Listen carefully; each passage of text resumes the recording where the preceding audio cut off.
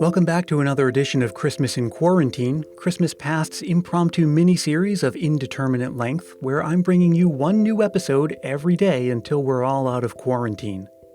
First things first, I hope that you are staying safe and healthy and that you're keeping your spirits up, and that you're taking your advice only from trained medical professionals, and that you're treating this situation with the seriousness it deserves.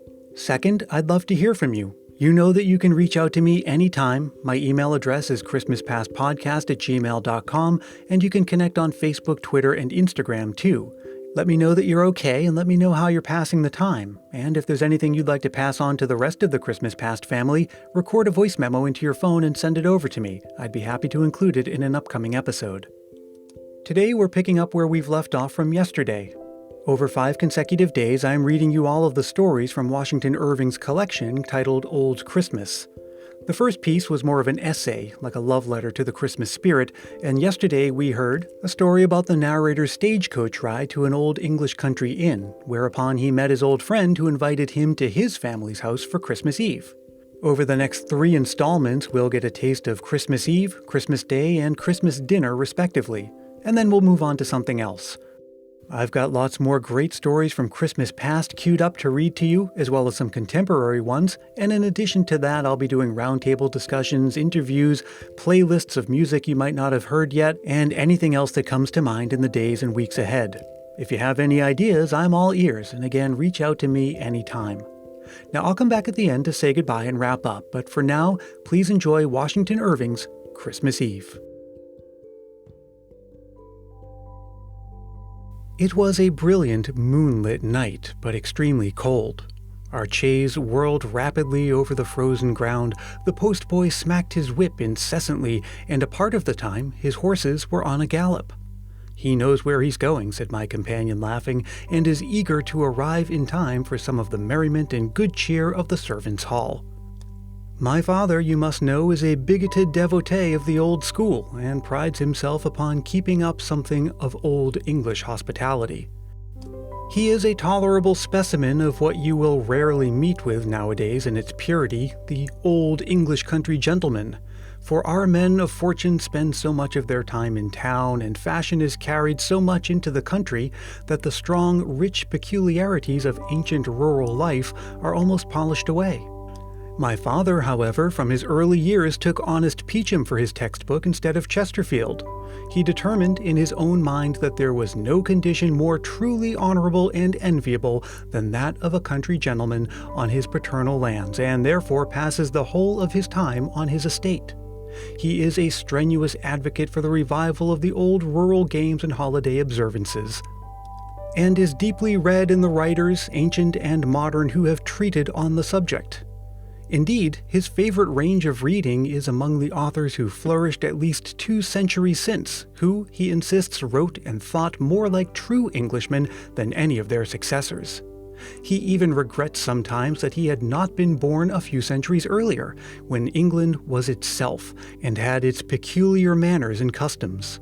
As he lives at some distance from the main road in rather a lonely part of the country, without any rival gentry near him, he has the most enviable of all blessings to an Englishman, an opportunity of indulging the bent of his own humor without molestation. Being representative of the oldest family in the neighborhood and a great part of the peasantry being his tenants, he is much looked up to, and in general is known simply by the appellation of the Squire, a title which has been accorded to the head of the family since time immemorial. I think it's best to give you these hints about my worthy old father to prepare you for any little eccentricities that might otherwise appear absurd. We had passed for some time along the wall of a park, and at length the chaise stopped at the gate.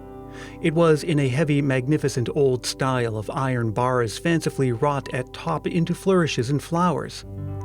The huge square columns that supported the gate were surmounted by the family crest. Close adjoining was the porter's lodge, sheltered under dark fir trees and almost buried in shrubbery. The postboy rang a large porter's bell, which resounded through the still frosty air, and was answered by the distant barking of dogs, with which the mansion house seemed garrisoned. An old woman immediately appeared at the gate. As the moonlight fell strongly upon her, I had a full view of a little primitive dame, dressed very much in the antique taste with a neat handkerchief and a stomacher, and her silver hair peeping from under a cap of snowy whiteness.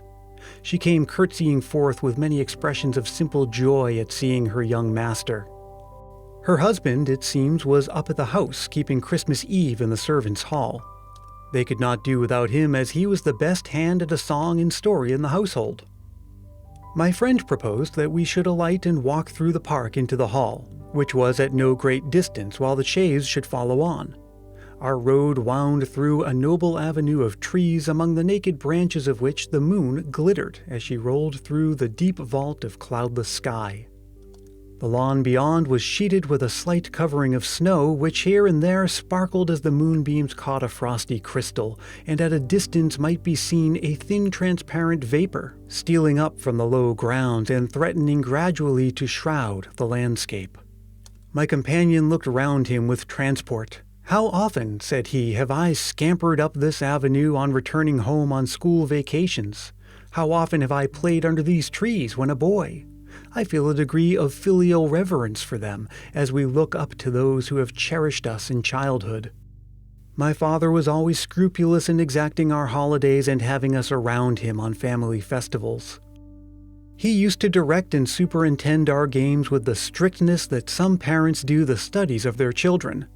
He was very particular that we should play the old English games according to their original form, and consulted old books for precedent and authority for every merry disport. Yet I assure you that never was pedantry so delightful.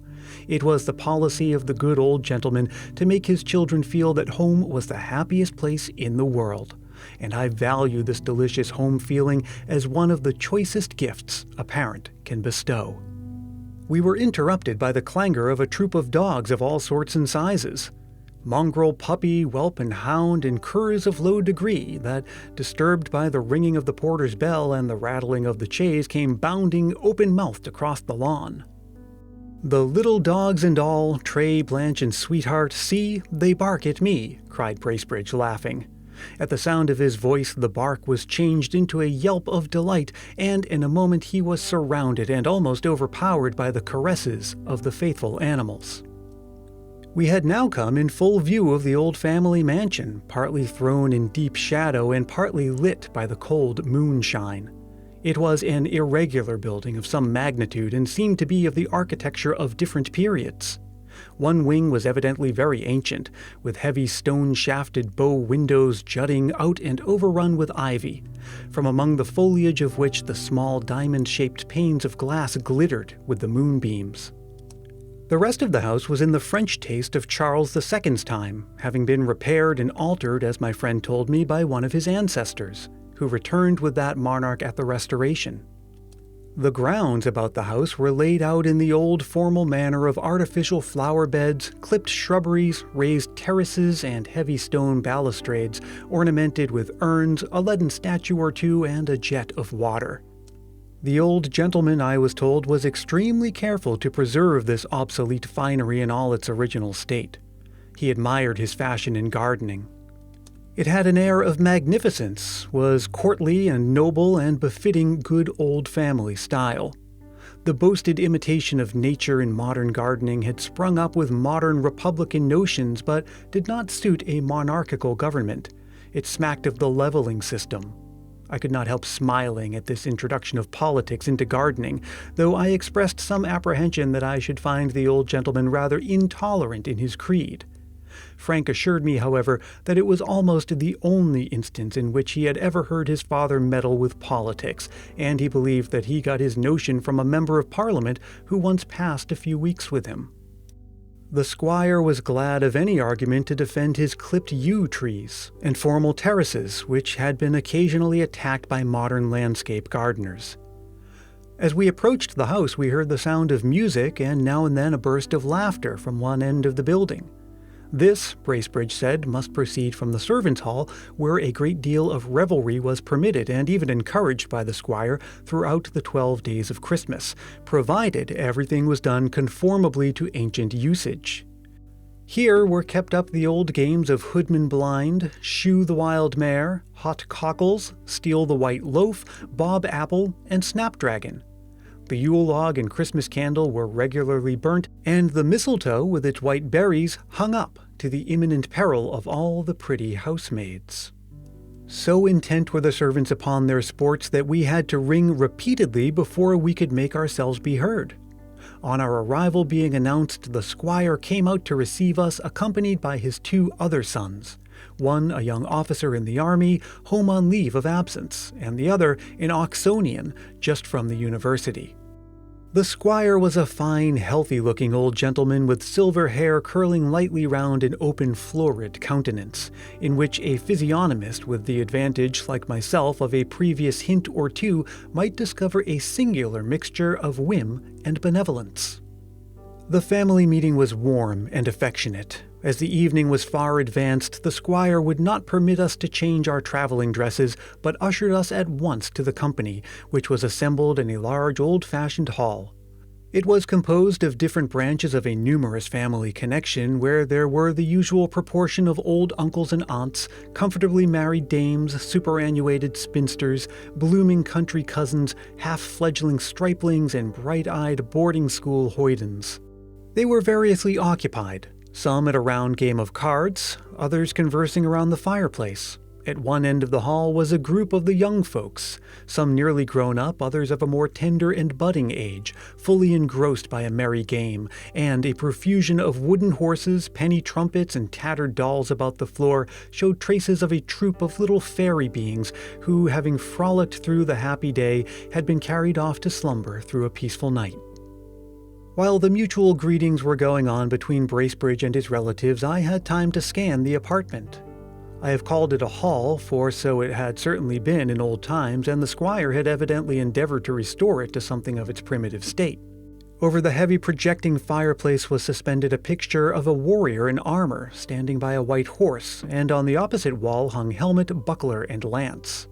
At one end, an enormous pair of antlers were inserted in the wall, and branches serving as hooks on which to suspend hats, whips, and spurs, and in the corners of the apartment were fowling pieces, fishing rods, and other sporting implements. The furniture was of the cumbrous workmanship of former days, though some articles of modern convenience had been added, and the oaken floor had been carpeted, so that the whole presented an odd mixture of parlor and hall. The grate had been removed from the wide, overpowering fireplace to make way for a fire of wood, in the midst of which was an enormous log glowing and blazing and sending forth a vast volume of light and heat. This, I understood, was the Yule Log, which the squire was particular in having brought in and illuminated on Christmas Eve, according to ancient custom. It was really delightful to see the old squire seated in his hereditary elbow chair by the hospitable fireside of his ancestors, and looking around him like the sun of a system, beaming warmth and gladness to every heart. Even the very dog that lay stretched at his feet as he lazily shifted his position and yawned would look up fondly in his master's face, wag his tail against the floor, and stretch himself again to sleep, confident of kindness and protection. There is an emanation from the heart in genuine hospitality which cannot be described but is immediately felt, and puts the stranger at once at his ease. I had not been seated many minutes by the comfortable hearth of the worthy cavalier before I found myself as much at home as if I had been one of the family. Supper was announced shortly after our arrival. It was served up in a spacious oaken chamber, the panels of which shone with wax, and around which were several family portraits decorated with holly and ivy. Beside the accustomed lights, 2 great wax tapers called Christmas candles, wreathed with greens, were placed on a highly polished buffet among the family plate. The table was abundantly spread with substantial fare, but the squire made his supper of frumentary, a dish made of wheat cakes boiled in milk with rich spices, being a standing dish of the old times for Christmas Eve. I was happy to find my old friend Minced Pie in the retinue of the feast, and finding him to be perfectly orthodox and that I need not be ashamed of my predilection, I greeted him with the warmth wherewith we usually greet an old and very genteel acquaintance. The mirth of the company was greatly promoted by the humors of an eccentric personage whom Mr. Bracebridge always addressed with the quaint appellation of Master Simon. He was a tight, brisk little man with an air of an arrant old bachelor.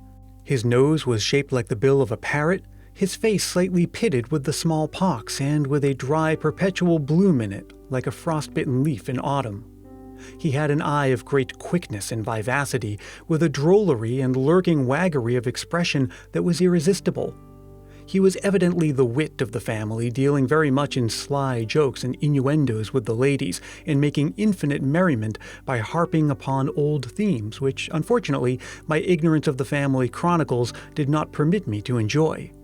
It seemed to be his great delight during the supper to keep a young girl next to him in a continual agony of stifled laughter, in spite of her awe over the reproving looks of her mother, who sat opposite. Indeed, he was the idol of the younger part of the company, who laughed at everything he said or did and at every turn of his countenance. I could not wonder at it, for he must have been a miracle of accomplishments in their eyes. He could imitate Punch and Judy, make an old woman of his hand with the assistance of a burnt cork and a pocket handkerchief, and cut an orange into such a ludicrous caricature that the young folks were ready to die with laughing. I was let briefly into his history by Frank Bracebridge.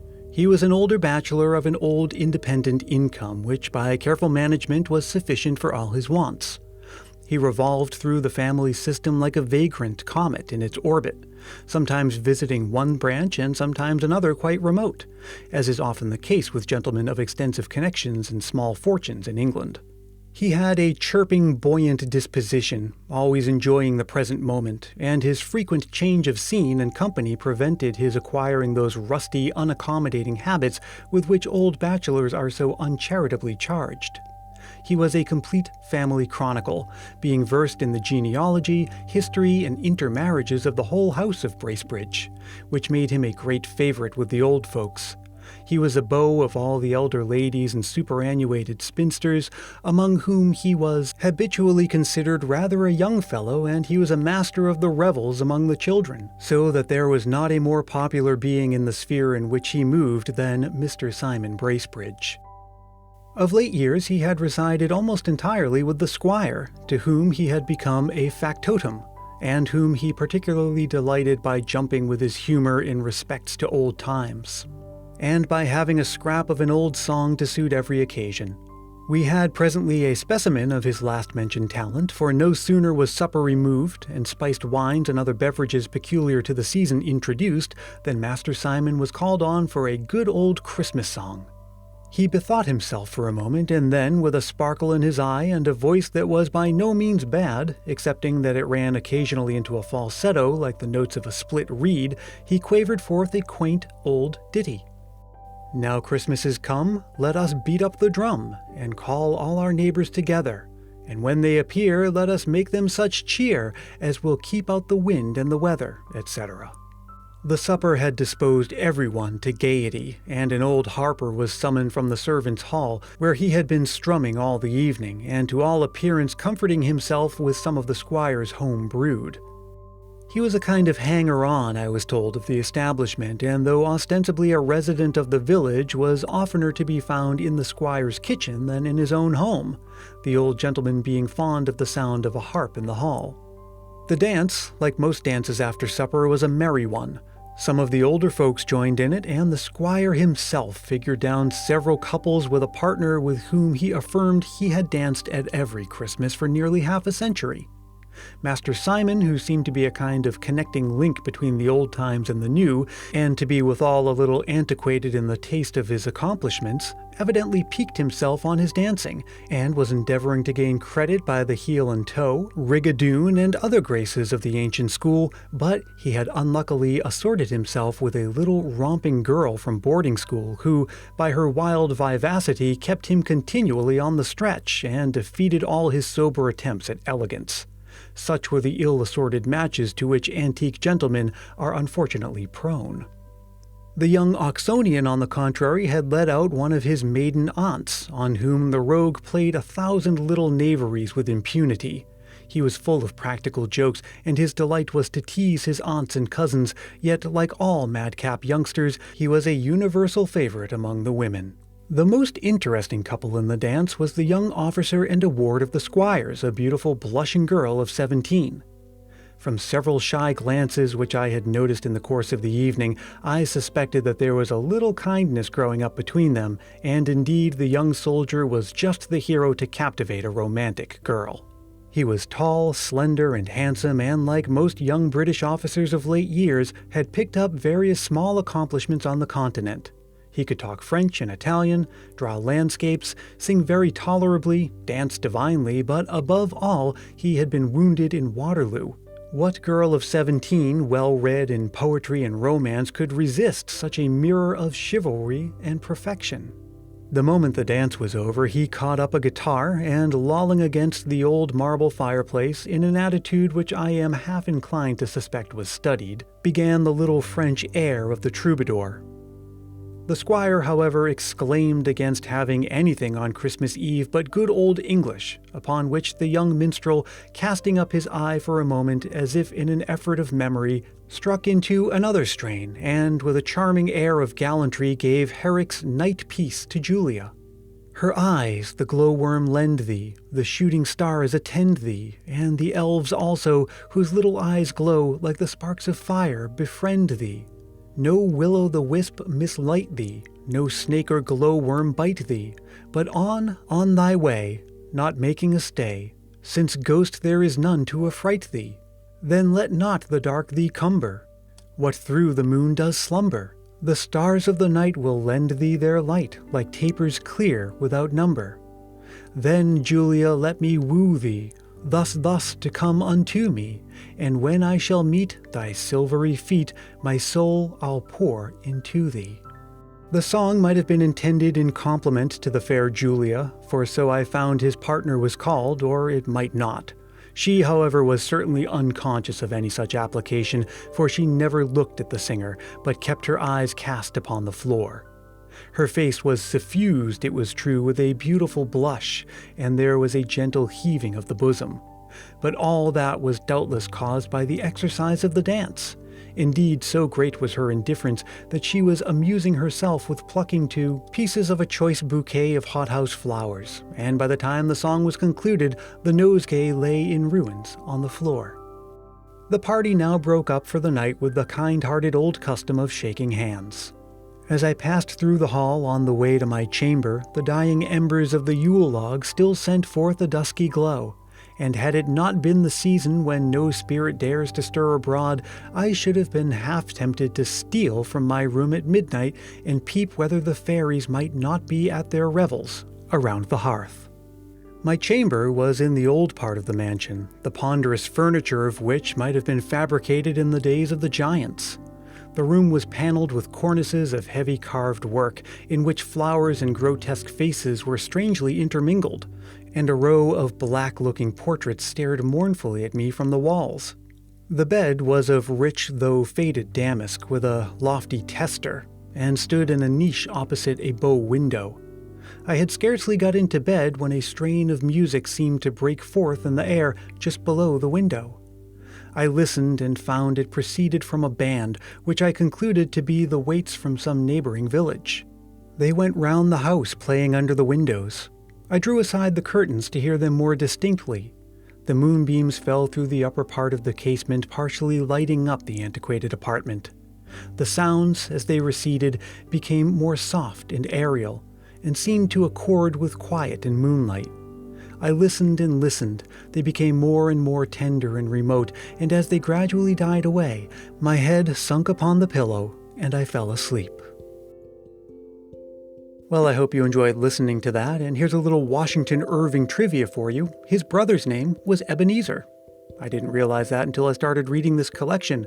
I'm discovering these works in real time along with you. I've never read them before, so this is an adventure that we are on together. So I hope you'll join me again tomorrow and the next day after that and the next day after that for as long as it takes to keep us safe and healthy and full of the Christmas spirit. Until tomorrow, let me remind you that Christmas Past is produced in sunny San Mateo, California by yours truly, Brian Earl. Make sure you stay subscribed wherever you find your podcasts, and if you're feeling the Christmas spirit, why not help more people discover the show? It's as simple as telling a friend about it or leaving a review on Apple Podcasts. And if you do leave a review, I'll be happy to send you an official Christmas Past sticker, and a handwritten Christmas card is my way of saying thanks. Message me for details about that. Until tomorrow, may your days be merry and bright.